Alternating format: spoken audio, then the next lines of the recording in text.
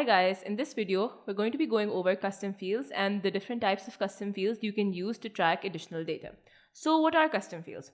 Custom fields are used when the core fields that we already have in EasyO do not meet your requirements completely and you want to have additional attributes that you can assign to your items, to your carts, purchase orders, bundles, locations, members, vendors, and work orders. So as you can see, we allow you to store additional information across all the modules. In this video, we're going to be going over item custom fields, but the same rules are going to apply to all of them. So let's start by creating a new custom field. For the purpose of this video, let's call this custom field test field. And then we'll talk about the different types of custom fields that we allow in the system. So the first type is the single line text. The single line text is basically a free form of a custom field where you can enter a text value into the custom field.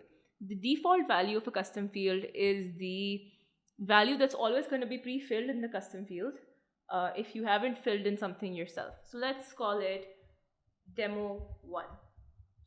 The second option we have is a placeholder. A placeholder is what the text in the custom field is going to say before you enter a value. This is going to appear when you are editing a custom field. So let's say enter. So here we've set a placeholder and a default value. Alright, so the second type of custom field that we have is the checkbox. The checkbox allows you to have multiple options to check off from. So let's say we have option 1. Over here, you can see a preview of the checkbox custom field and what it's going to look like on your item details page. That one is pretty straightforward. So next we're going to come to a very useful form of custom field, which is called the date field. Alerts are often associated with the date fields. So what happens in the date fields is that you can select a date within this custom field, and you can also choose to send an email alert associated to the date. You can send an alert on the specified date, and you can also make it recurring, that is repeated every X number of days, weeks, months, or years once the date has passed. Additionally, you can also choose to send alerts before the date and after the specified date.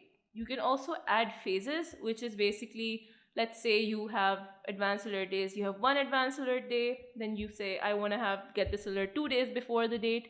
You can also set that up, and the same applies to subsequent alert days.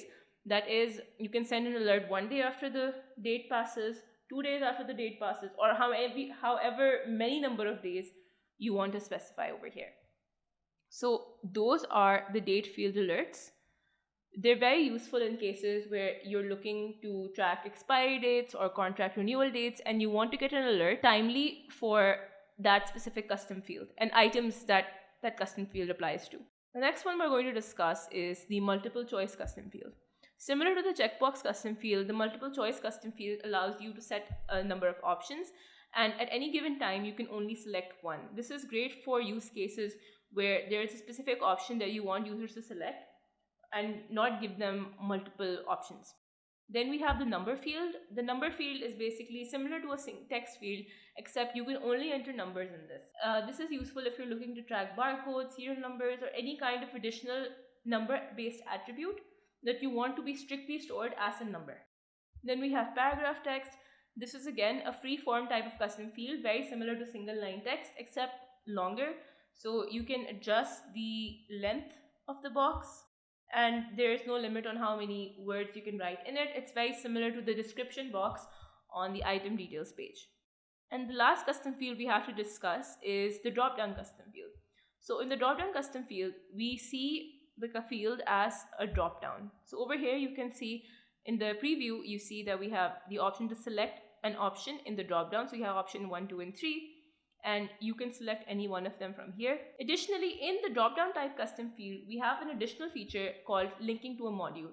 And this is really useful when you want to refer to other parts of the system in an item details page. Currently, this functionality is only available for items. Let's say that all your items have a home location, and the home location is a place where they must always be returned to. That's the location that if someone loses the item and then finds it, that's where they have to return it to.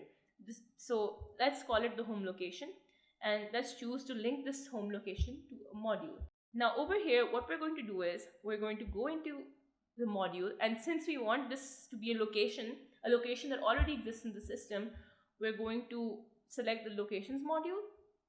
Next, we have the option of managing the custom field options. We can either set specific values, that is a fixed set of locations that you can return the item to. So here we have a fixed set of locations that you can return the item to. Here you'll see a drop down with the relevant locations listed. Now this is one option, and this is going to remain static. You can't change the options that show up in the drop down. The other option is to apply a filter based criteria. Now what this is going to do is, the only thing you're going to set is a filter for what kinds of locations you want to appear, and the system is going to check for all the locations that that criteria applies to.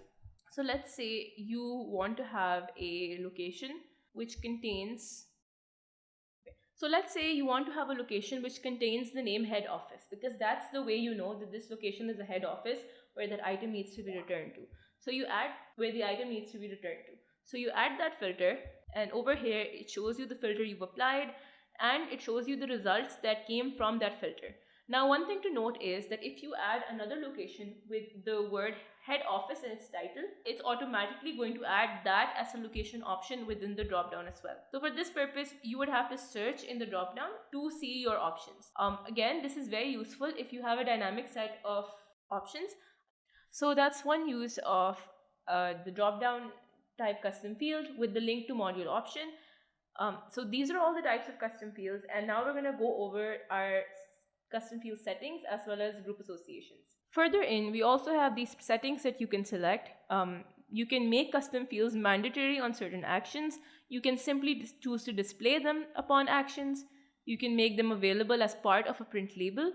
You can save history of a custom field, make them editable by staff users, or contrarily, restrict the visibility of custom fields to only administrative users.